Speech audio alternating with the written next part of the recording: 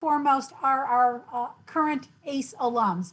Bonnie is a 5th-year student. I've got Karen, who is a 4th-year student. Nahal, also a 4th-year student. Kyle is a 2nd-year student. And Justin is a 2nd-year student. So we're excited that they're with us and that they're going to be able to afford us with a lot of different perspective from what happened to them in the first year all the way up to being, just a couple of months away from graduating. And so now an introduction to Syracuse University. So Syracuse University is currently celebrating its 150th year. More importantly, the School of Architecture is actually 147 years old. So we are almost as old as the university. I always like to introduce architecture students to our beautiful campus because our buildings are very unique and they're fun. This here is Krause College. It's home to the College of Visual and Performing Arts, the Setner Music Program. There are chimes in this building that play at the top of every hour. So if you're walking across the quad this time of year, you'll hear wonderful holiday carols. During any other time of the year, you might hear the theme to Star Wars. They're really quite unique and they're fun. And a lot of times you have to stop and listen just to determine what exactly it is that you think you might be hearing. This building is the oldest building on campus. This is home to the College of Arts and Sciences. This is the Hall of Languages. I always love to show it off in the summer. I'd be remiss if I didn't show it to you this beautiful time of year in the fall. Well, actually, we're a little closer to this right now. So we're definitely in the heart of winter. Although we don't have any snow on campus, we've had a dusting here or there, and it really is a beautiful campus in the snow. And we truly are a 4-season city. I know many of you on this call are from the Northeast, so this will not surprise you, but students that come to us from all over the world. Just a quick picture of campus, and this is not the entire campus. This is what we call our quad or our quadrangle. And I'd like to show off this image because we're very much a traditional college campus where our academic buildings are nestled in the heart of the campus. And then we have another tier around campus. The second tier is also academic buildings. And then by the time you get out into the third tier or the third ring, that's when you start to hit your residential halls. So very much a traditional college campus, unlike those that you might see in New York City or in big cities where, it's buildings that are campus and your residential halls are not technically on campus. We just are completing our stadium construction.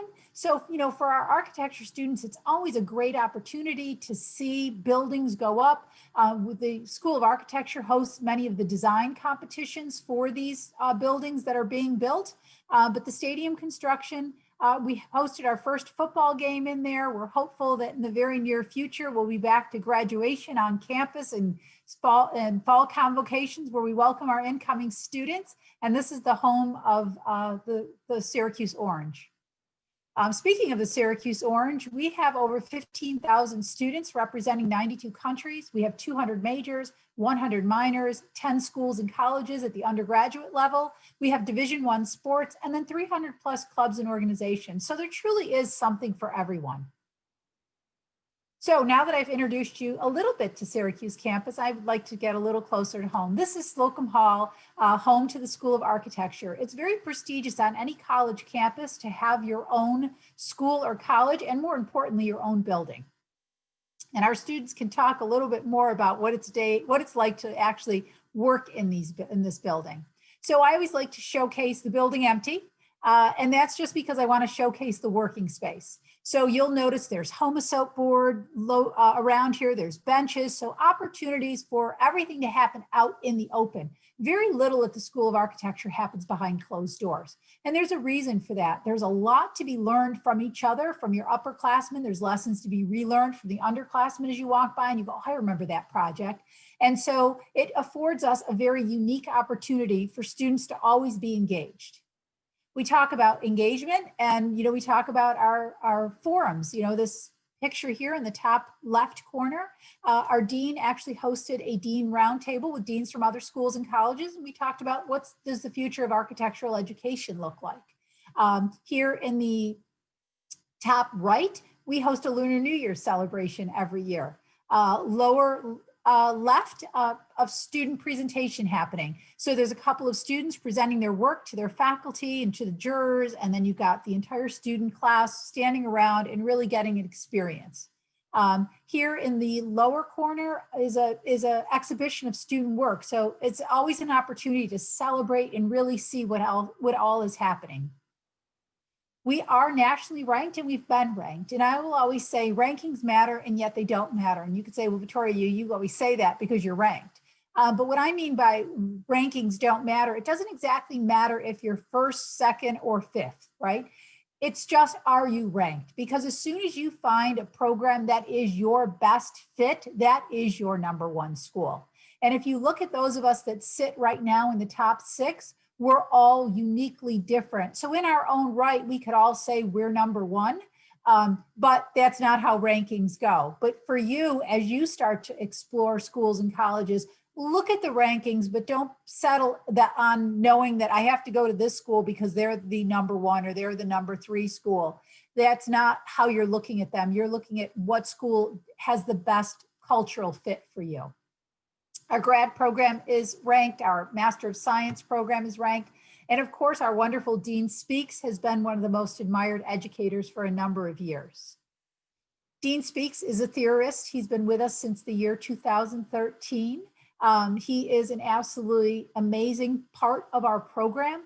As our students will attest, everyone knows who he is. He knows everyone. He walks around the studios. He oversees different student organizations. He's very engaged, and that's the way he likes it. He often refers to himself as a high school principal, and yet he's a dean of a college. I don't think at very many schools and colleges, students can say they know their dean, but our students can honestly say that they definitely know our dean, and many of them have wonderful relationships with him. Julia Zerniak is our associate dean. Lawrence Davis is our undergraduate chair, and then Brian Lonsway is our graduate chair. I introduced you to our campus numbers. Now I want to talk about what does the School of Architecture actually look like. We have over 650 students enrolled, and we've got about 100 grad students in the program. We hail from 34 states and 46 countries. Last year alone, we entertained applications from 76 countries and 46 states. So we do yield from a very geographically diverse population. So for those of you that are from the Northeast, I promise you, you will not be studying just with students from the Northeast. And I'm sure that our students will have a little bit of say-so about that. Our faculty profile, again, when you're looking at size of programs, faculty profiles matter. When you look at different regions of the country, faculty profiles will matter. So we always say we have a resident faculty, which means they teach first and then they are architects secondary. If you were to study in a big city like New York or LA, that number would be reversed. They would be full-time professionals and they would come to campus 1 or 2 days a week as adjunct faculty to teach. Additionally, because we have 700 students in the program, we have almost 50 faculty members, or almost 60 faculty members. And so again, size of the program matters. If you were to look at a very small program that maybe only has 25 students come in each year, they'll only have 5 to 10 faculty members over the course of 5 years. I'm hopeful that our students will talk about the fact that they very rarely ever have a faculty member twice, except for maybe in their thesis year, where it's a faculty member that they've already worked with and they've reselected them for their thesis project. Our faculty do a number of things. They do a lot of research, and I just highlight a couple here. And they also do design competitions in conjunction with our students. So that's always very fun and exciting opportunities. Our student organizations, I will always tell you that in order to be a successful student of architecture, you have to have wonderful time management skills. In order to have great time management skills, you've got to get involved in activities outside of architecture or even within the architecture program. So it's that ability to juggle multiple things. The problem with architecture students many times is they have the I have all night mentality, and you know what an architecture student has? All night. However, if you work towards a deadline and you actually are trying to manage your time so that you can be involved in something else, then you're definitely not going to have that all night mentality.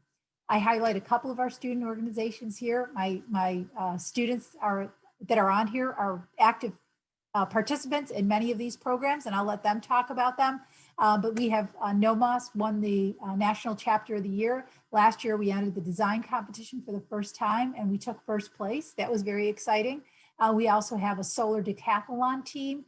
We partner with the State University of New York College of Environmental Science and Forestry, and we have took an honorable mention last year when it was virtual, but the year before when it was in person, we also took a first place prize there.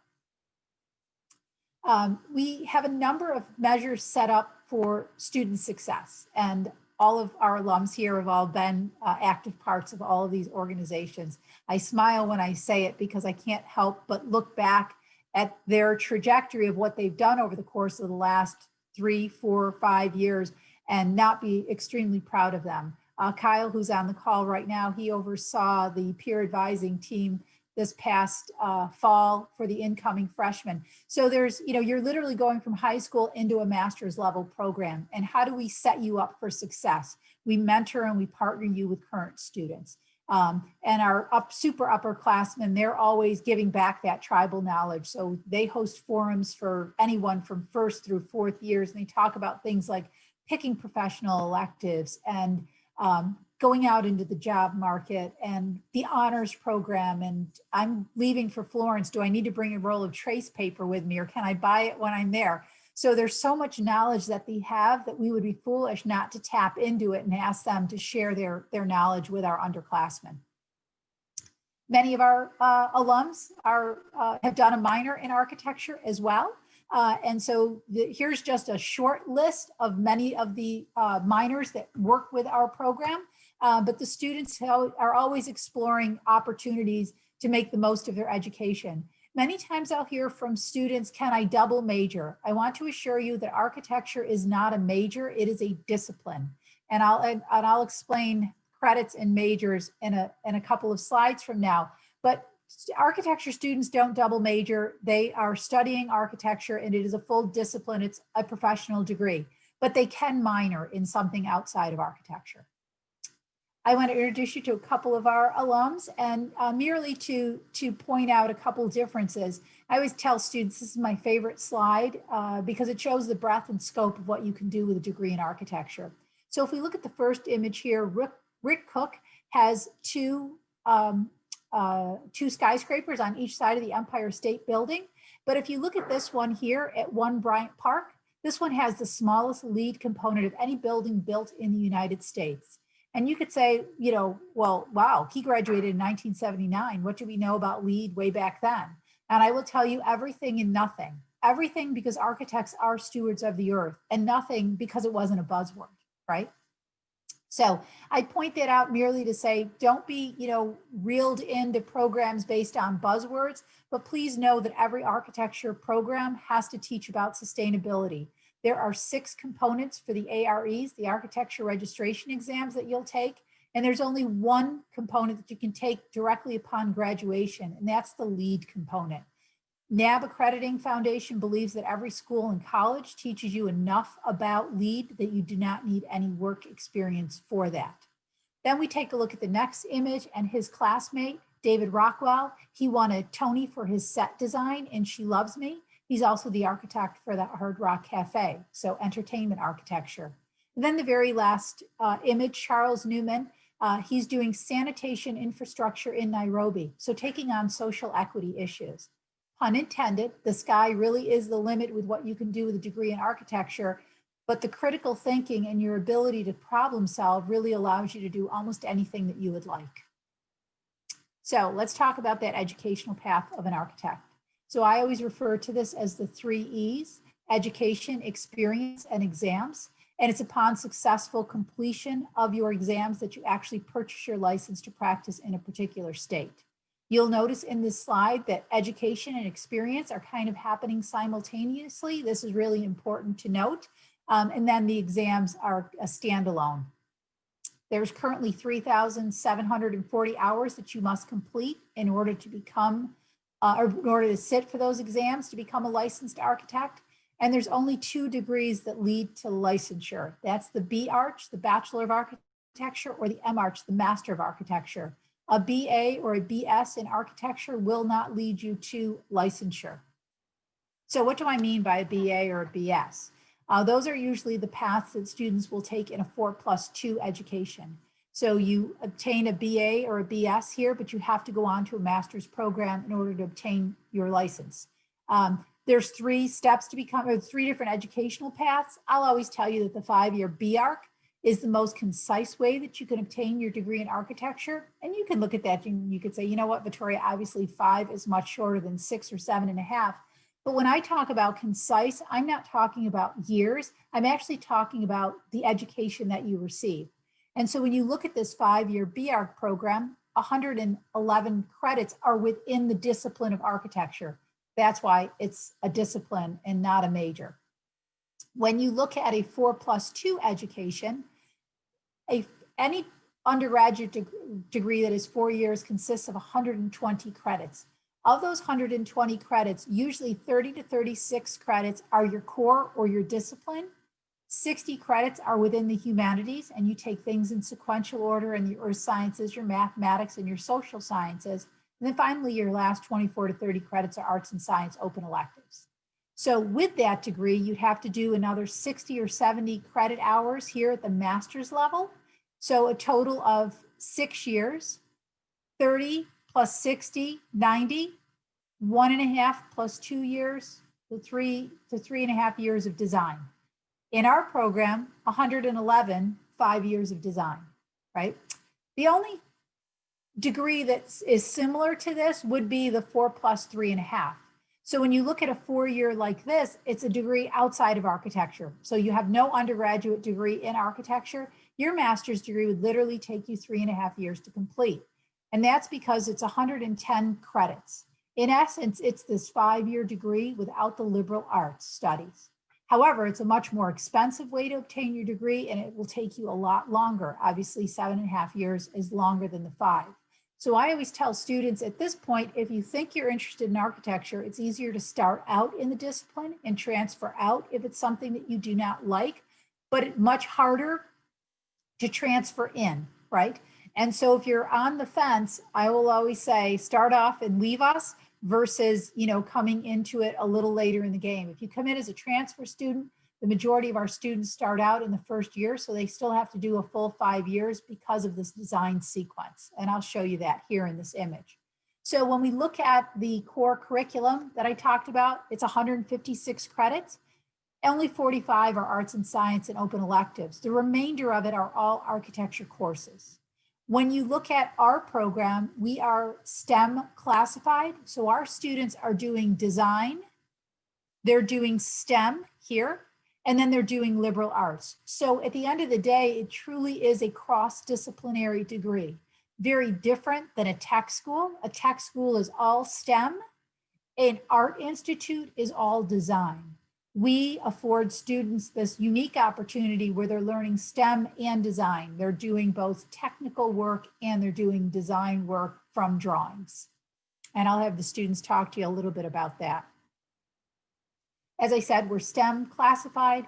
For my women that are on the call, that means that you can apply for those outside scholarships for women in STEM fields. For international students, it affords them 3 years of the occupational professional training versus the traditional 1 year that you're allowed to stay in the US upon graduation. So why a Bachelor of Architecture at Syracuse? So, I'll always say that we have an amazing studio culture. Our students are very collaborative in nature. That doesn't mean that they're working on projects together, but that means that they're together in their projects, right? And so there's a safety in number mentality. There's the ability to learn from your colleagues' successes and also from their failures so you don't make the same mistakes. So if we look at this image here, I've got a group of students presenting. They're presenting to their faculty and TAs, and their 2 other sections of the classes are sitting around and learning from this project. Up in the top corner, I've got a professor giving a desk critique. So this is Professor Ann Munley actually standing at a desk, working with a couple of students. This happens all the time. It happens more so as you get into the upper classes because the one-on-one studio to professor time begins to get smaller or tighter. I've got a design TA here working with a student one-on-one. And then of course, there's always this opportunity to just hang out in studio. And so that's also a great ability to socialize. Our students will tell you that they're a great sense of community. Everyone knows your name. We're a family. We are a small school within a larger institution. And so lots of benefits to Syracuse. As we look at the course sequence, our students start off in the first year thinking about space and form and movement. As you move into the second year, the buildings you're designing, you start to think about how your building communicates with the surrounding environment. You're always doing multiple iterations of a project. So you're bringing 3 or 4 ideas every time you meet with your faculty, and your faculty help you either find the best one or find the components of those iterations to move to the next level. And then by the time you're a 4th or 5th year student, the buildings you're designing are fully equipped with heating, lighting, electricity, ventilation. It is a full-fledged OSHA regulated building that stands. Will your building stand long before the 3rd year? Yes. But according to NAB accreditation, by the time you take your comprehensive studio, your buildings have to stand. Other unique components of our program is our global campus studies. We have a program in Florence. We have a program in London. We also have a program in New York City. We also do a 3 cities program in Asia. It's where it's been for the last few years. The most interesting part about our global campus studies is that you are not an exchange student. All the centers that I showed you are still part of Syracuse University. You study with our faculty members, you just do so at a satellite location. So you don't have to figure out how those credits transfer back and are you going to remain on track for graduation. And then if you're not studying abroad, so about 95% of our students study in at least 1 location, about 70% will study in 2 locations. But in the event that you decide not to go abroad or stay on campus for at least 1 semester, you would study with who we refer to as visiting critics. And we bring these visiting critics in, and they're leading architects and scholars from around the world that you get an opportunity to learn with. And it's an extension of the world. Also, when we have those visiting critics here, we'd be remiss if we didn't afford the rest of the student body and our faculty access to them. So instead of them just having taught the 8 or 10 students in their studio, we ask them to do lectures and to possibly put on workshops. And so there's always this great opportunity for knowledge. And with that, I'm going to turn it over to Dana to introduce our alums. Thanks, Victoria. So again, I believe most people had joined. We had a couple come in a little bit late. My name is Dana McQuillan, and I work at Syracuse University in the School of Architecture with Victoria. So we work in enrollment management. So again, any questions that you have about our program, about admissions, portfolio requirements, all that stuff, that would come to us. But this time, I would like to introduce the current students that are joining us, why you guys are really here. So we're going to kind of work top down. So we'll start with our 5th year student because it is a 5-year program. So I'm going to introduce Bonnie first. As a reminder to my students, you're going to tell everyone what your name is, where you're from, what year you are, and what your relation is with ACE and any activities that you do on campus. So Bonnie, go right ahead.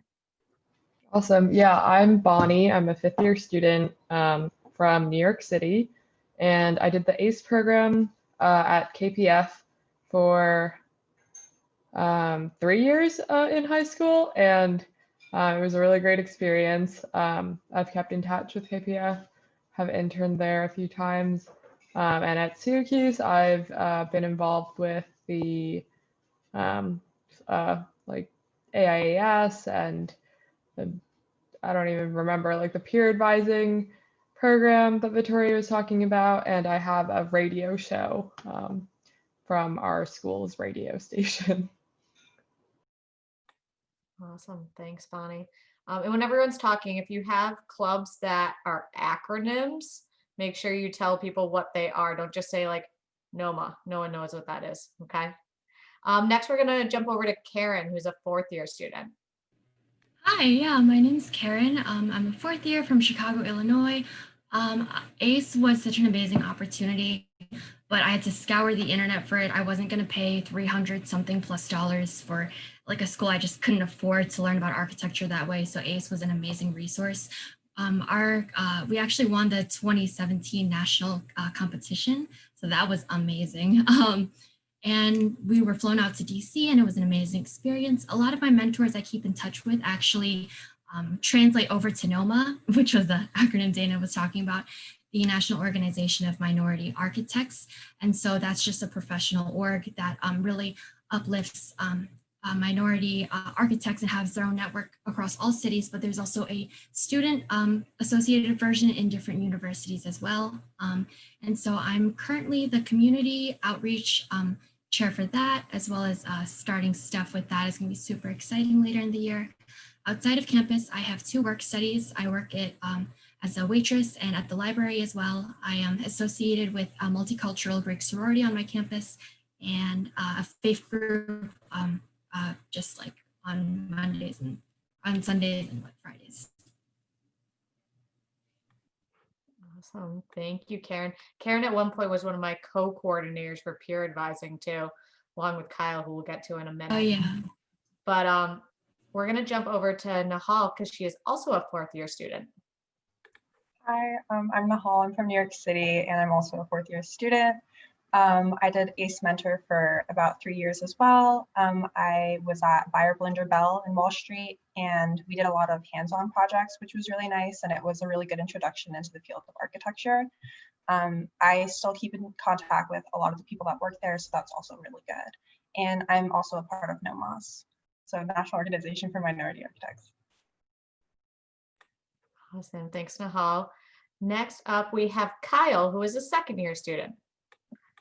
Hi there, I'm Kyle Kalmar. As Dana said, I'm a 2nd year. I'm from Fort Collins, Colorado. So actually my senior year was the first year for there to be an ACE chapter in Northern Colorado. So I kind of helped some of the leadership team there start that up. And it was really amazing experience. I was obviously really dedicated to going to architecture school at that point. And I think it kind of set me up in 2 different ways. Specifically, you know, Victoria had mentioned kind of how our program is sort of in the middle of being a STEM and really design focused area. I think that ACE gives you a really interesting perspective on kind of the role of the architect in the construction business entirely, and kind of going into Syracuse and transitioning into that. It gave me a really great technical basis to start with, and throwing in kind of the creative part that Syracuse offers. You have a little bit more knowledge of kind of structural things, construction methods, things to do with sort of the logistics of a floor plan. And some of the organizations I'm involved in, I am a class representative for our Diversity, Equity, and Inclusion Committee in the School of Architecture. Dana had mentioned I am currently the co-coordinator for our peer advising program in the School of Architecture. I'm moving on as president of Alpha Rho Chi, which is the professional fraternity for architecture and design. I'm trying to think what else. And oh yeah, and then I also have a work study. I work in the College of Law admissions office.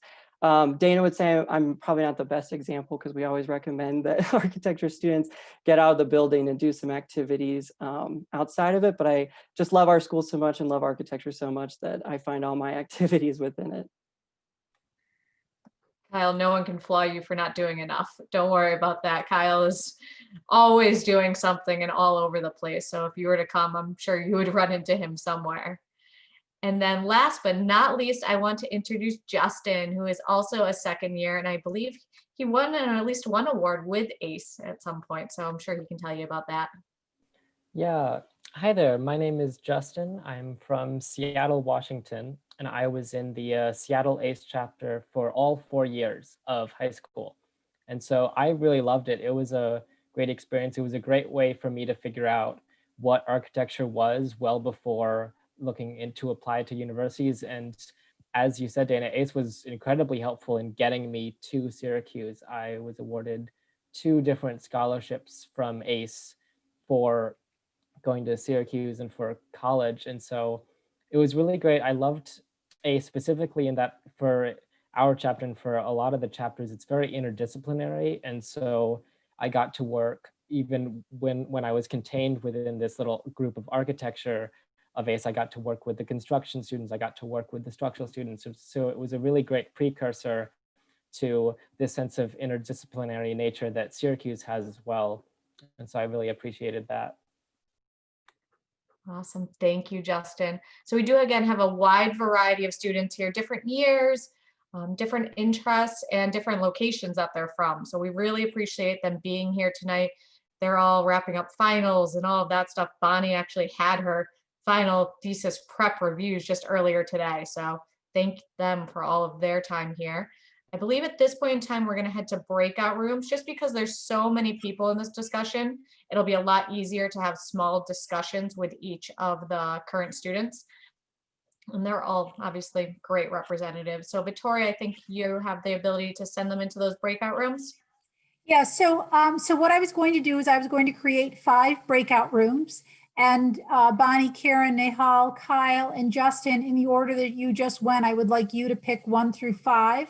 And then the students pick any room. And as I said, Bonnie will be in 1, Karen will be in 2, Nehal will be in 3, Kyle will be in 4, and Justin will be in room 5. If you do not have the most up-to-date version, you cannot get into a breakout room, but that doesn't mean that I can't assign you one afterwards. So as soon as I create, I'll see who's left in the main room.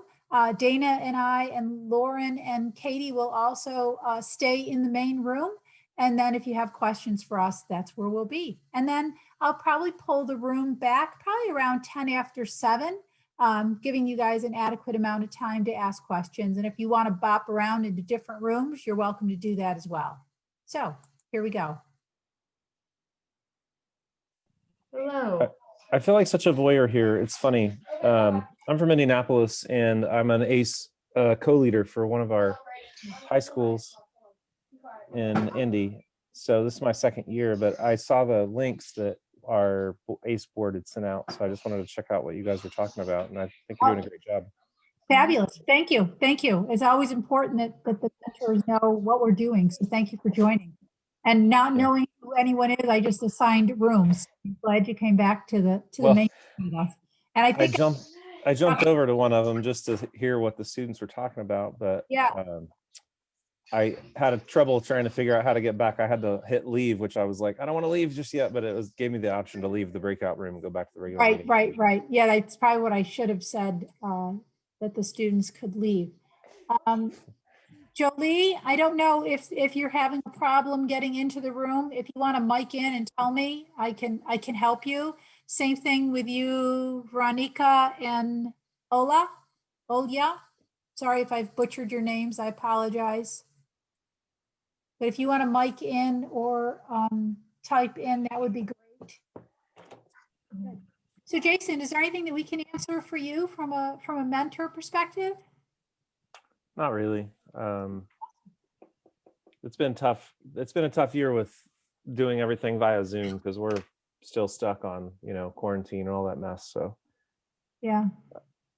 I don't know what other ACE groups do in terms of like how they engage with students. If they work on projects or if they work through, I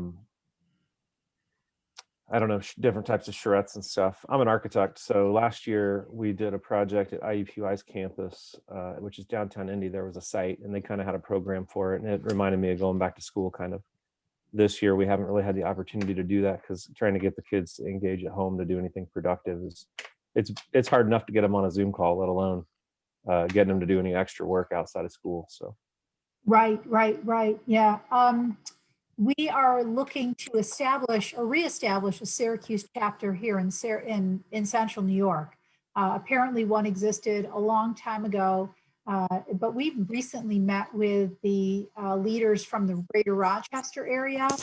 They really had some phenomenal ideas of things that they were doing online and ways to engage the students, and even, weekend field trips, small groups, and taking them out to construction sites, et cetera.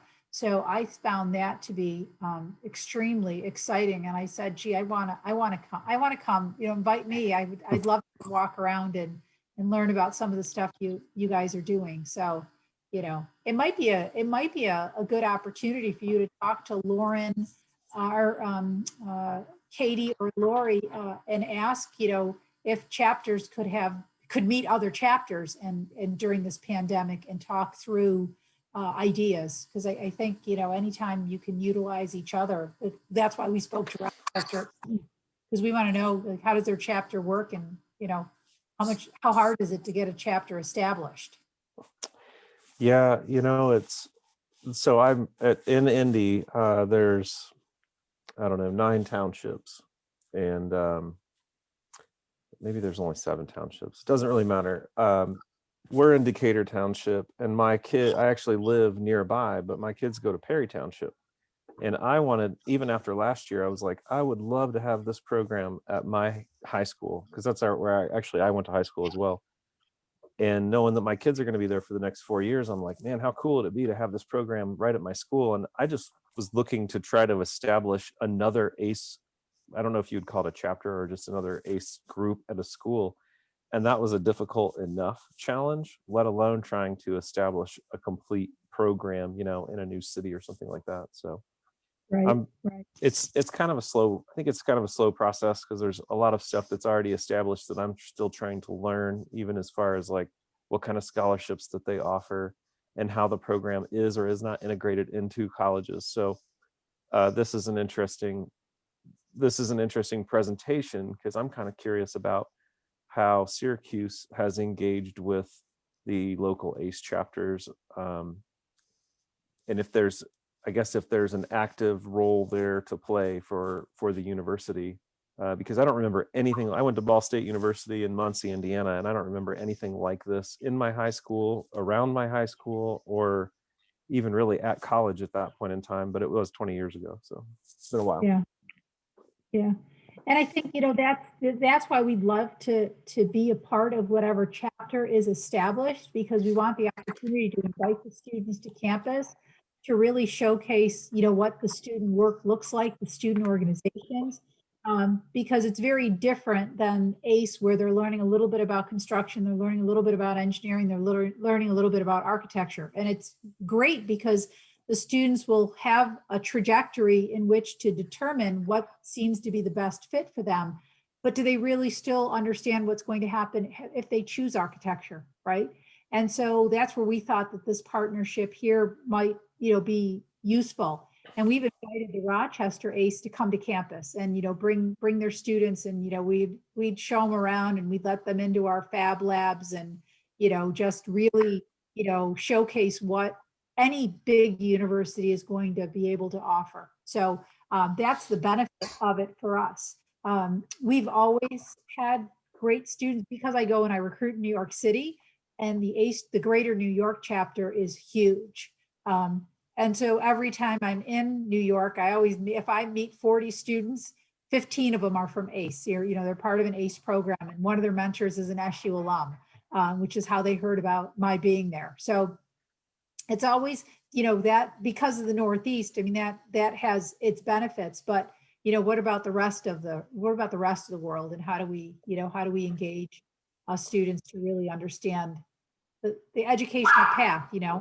I always say, my UPS man tonight, this one must be Federal Express. You could tell it's Christmas. Nothing comes to my house ever except for the 3 weeks before Christmas. And then it's like, all things for my dog to bark at.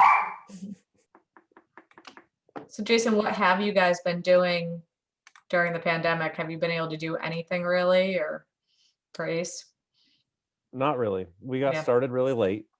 We've had 3 meetings once, and now we're pretty much going to have meetings through the end of the semester, which is only basically 2 more weeks. I think we had 4 meetings. We've had decent turnout for kids. Last year, I think we had regularly around 8 to 10 kids in our after school sessions. This year so far, our local ACE chapter board has put together sessions, like a video, 15 or 20 minute video that we've been showing. And then we try to do either some activities or talk about, usually we talk about successes and failures, because that seems to be an easy thing to do that's kind of interesting. That's not just another talking head kind of yapping at the kids. But we've done we did an architecture session, we did an engineering session, we did a civil engineering session, or maybe our MEP session's next week. We did kind of a meet and greet. So it's just been really slow. A lot different than last year, as far as we got right into being able to go into a project and talk more about kind of the nuts and bolts of the professions and the different disciplines. But I wish I could say it was more exciting than that, but it's just not, it's just difficult to do. No, I think, Jason, if your group is so interested in a portfolio workshop, to, tune in one afternoon, one evening, and portfolio development workshop. The portfolio development workshop that we give is not geared towards Syracuse. It's really just how does a high school student develop a portfolio and put it together when applying to college. So it's really just good information. It's not a Syracuse University sales pitch. It's really a goodwill piece. And then we open it up to Q&A. And most of the time the students ask about Syracuse, but that's really not our intent. But I always say a well-informed student always makes a great applicant, whether to Syracuse or elsewhere. So I would be willing, to do that if your group is ever interested in a portfolio development workshop. We'd be happy to give our, half hour, 45-minute presentation. And we literally just talk about why is drawing important and how, and why architects draw. And, and then we show them some samples of drawings and we show them layouts. Being very minimalist is extremely important when an architect looks at a portfolio, And so, again, I'd be happy to do that if your group would be interested. Well, thank you. Pick the date and time. Yeah, having not been involved for very long, I'm kind of learning the ropes about how to make the best out of the program.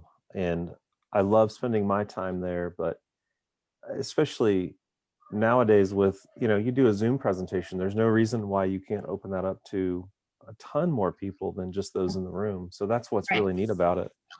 And I'm just kind of making notes and trying to remember things so that when it's time to present some more ideas to our ACE board that's been putting together the program so far, maybe we can engage with some other chapters like that, or even the local universities. I'm sure they do something similar in our state. How many accredited architectural schools are there in New York? In New York, I think 9 or 10 in the state of New York, but I think 140 across the U.S. Well, we've only got 2 in Indiana, so we're pretty limited in terms of in-state, students that want to stick around in state. So, we've got Cornell and Pratt and RPI and Syracuse and NJIT or NYIT, New York Institute of Tech. Say Cooper? Yep, there's Cooper. And then there's MARC programs that count, and those would be, your 4+2 universities, your Roger Williams, it's in Rhode Island. Is it Buffalo have one or one of those up there? New York. Alfred State is in New York. I don't know. I used to have my cheat book behind me that I would literally just reach behind me and tell you how many were in New York. It's not that important. I was just curious from a anecdotal perspective. Yeah. Awesome. Well, I would first of all love to take the opportunity to thank Katie and Lauren for affording us this opportunity to again meet with the ACE group. To my 5 wonderful students who have shared their time, always to Dana for her ability to organize and create these great events for us. I'm hopeful that some of the information that you learned this evening will have you interested in Syracuse University, or at least pursuing architecture.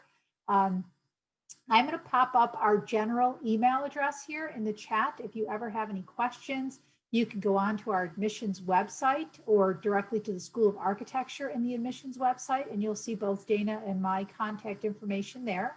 But we have a website or an email address that Dana and I oversee, and it's arcug@syr.edu. Feel free to write to us at any time if you're interested in getting in contact with any of our students. We would love to put you in touch with our students. Oh, thank you, Dana. I was just typing it as well. Would love to put you in contact with our students. And if I could have each one of my hosts, my room hosts, just say a couple of words in closing. I'd love to hear how you thought your rooms went. Or if there were questions that were asked that you guys didn't have the answers to and maybe wanted to ask it as a group. Bonnie, do you want to start? Yeah, I know I thought that all the questions were great. I hope I was helpful. You guys will all do fine on your portfolios and applications. I wish you guys the best of luck. Karen, do you want to go next? Yeah, I think time management, that's always a question everyone always asks. No matter what school you go to, what major you pick, just always make sure to pick sleep over everything. Great words of wisdom. Nahal?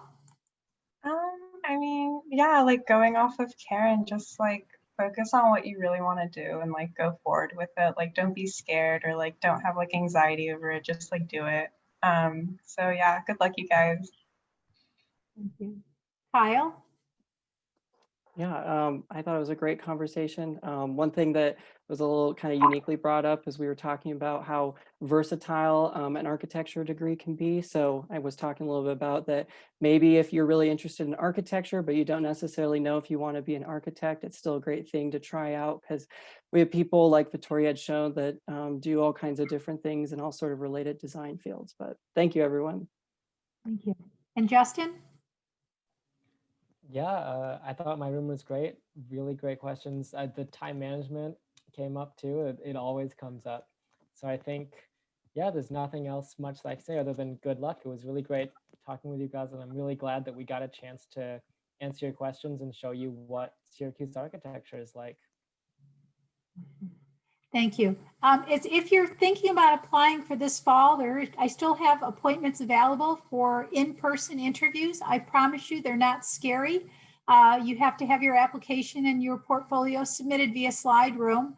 And anybody who's done an interview with me thus far will tell you I ask you 2 questions. Why do you want to be an architect and why do you want to study at Syracuse? And then after that, we walk through your portfolio and it's basically an opportunity for you to bring it to life.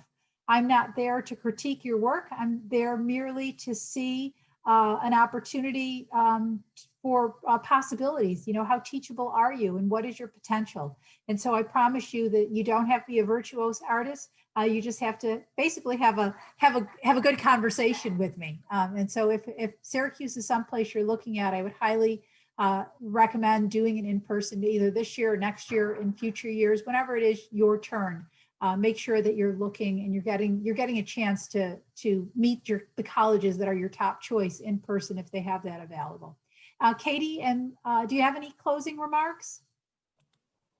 I just want to thank you again, Vittoria and Dana, and to our 5 ACE alumni. I know the breakout room I was in was really good questions. And I think that was a great idea to break it down that way. And thank you to all of our ACE students for attending today. And I put the scholarship link in the chat, so don't forget about that. If you are interested in applying to Syracuse, you have a special scholarship opportunity that Syracuse is offering. Thank you. Thank you. And Lauren? Yeah, just repeating what everyone's saying. Thank you all so much for being here, the alumni and students as well. It was very informative, and I hope the conversations really cleared up your understanding of architecture school and what to expect in the first year. I also want to second Katie, please apply those scholarships. The money's out there. You just got to apply for it and get out there and get it. So if you have any questions, New York related, contact us. Please let us know. But we really look forward to seeing you become first-year architecture students in your term. And Dana, I'll let you close us out. Thank you, Vittoria. No, nothing else. I just want to say thank you again to everyone. Thank you to Vittoria for leading this, to Lauren and Katie for being great partners for ACE, and then to my 5 current students. I really couldn't do this without you. You are great representatives of both ACE and Syracuse University. I know how well spoken you are and how knowledgeable all 5 of you are, so I couldn't thank you enough. And lastly, thank you to everyone that came to this session as a current ACE student. I hope you learned a lot of information. Just like Nahal said, get out there, do all these virtual sessions. They're so easy. They're at your fingertips. You've just got to spend the time. You don't even have to go to campuses. Do everything, learn about it, put yourself out there. So again, if you have any questions later that are Syracuse related or just kind of about architecture in general, you can always shoot us an email at that ArchUG account. So it's archug@Syracuse or at syr.edu. Even if it's that you want to talk to a current student, I am happy to connect you with someone. So thank you again, and I hope you enjoy the rest of your evening. Hope to see you at some of our other programming or as an applicant. See ya. Thank you. Bye. Thank you. Good night, everyone. Thank you. Really enjoyed my Bye. time Thank you here. so much, everybody, for your time. Bye. Thank you.